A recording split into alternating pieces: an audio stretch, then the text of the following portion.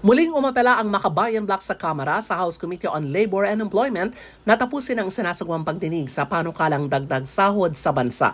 Binigyang diin ni House Deputy Minority Leader Franz Castro, wala ng dahilan para patagalin pa ang pagtalakay sa aumento sa minimum wage dahil nakatatlong hearing na ang komite. Paulit-ulit at tila rehash na rin ang mga pananaw ng mga resource persons sa hearing. Suportado niya ng nakararaming kongresista ang taas sahod kay pinapanawagan ni Castro sa liderato ni House Speaker Martin Romualdez na gawing prioridad ang pagpasa sa panukala at isapinal na ito kahit naka-synergy adjournment. Umapela rin sina Kabataan Party List Representative Raul Manuel at Assistant Minority Leader Arlene Brosas na ilabas na ang committee report para maaprobahan at maisalang sa second reading sa plenaryo at pagbalik ng sesyon sa Hulyo. Dagdag ng Makabayan Bloc, sawa na ang mga manggagawa sa barya-baryang aumento sa sahod na ginagawa ng mga Regional Wage Board na malayong-malayo ang agwat sa kasalukuyang cost of living. Kabilang sa may sinusulong na wage bill sa Kamara ang 150 pesos na legislated wage hike at ang 750 pesos na across-the-board increase sa buong bansa.